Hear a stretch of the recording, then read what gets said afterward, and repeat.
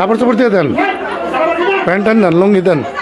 টাঙ্গাইল সদর করটিয়ার খাগজানায় 6 বছরের শিশু ধর্ষক হানিফকে আজ বিকেল 5টায় গ্রেফতার করা হয়েছে।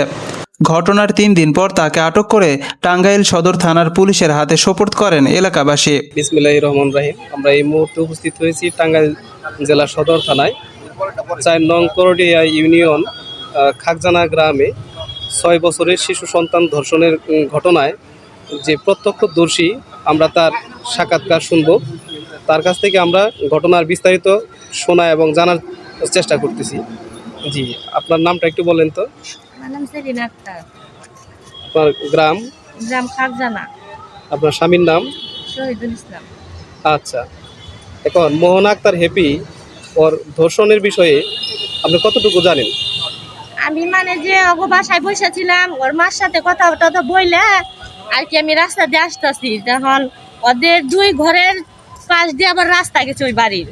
ওই রাস্তার পাশে ওই লোকটা দাঁড়িয়ে আছে, মানে লোকটাকে দাঁড়ানো দেখে আমার সন্দেহজনক ভাব হচ্ছিল। পরে আমি আগিয়ে সামনের দিকে গেছি, এখন দেখি ওই মেয়েটা মানে হ্যাপি আসতেছে আমার পিছে পিছে।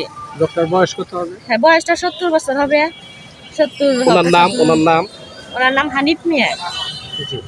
মানে মেয়েটা আমার পিছনে পিছনে আসতেছে, আমি মানে সামনে যে একটু দাঁড়াইছি, কথা বলি নাই, তাহলে দাঁড়াইছি। এখন দেখি ওই মেয়েটা একবার ওই লোকটার দিকে তাকিয়ে থাকে, একবার আমার দিকে তাকায়। এখন মানে ও যাইতেও পারতেছে না, ওইখান থেকে আসতেও পারতেছে না। এখন আমি তো সামনে দাঁড়া, ওই লোকটা আবার আমারে দেখতেছে না, তাহলে ও যাইব ওই টাইমে আমি আবার ওর হাত ধরে টাইনে নিয়ে আসছি।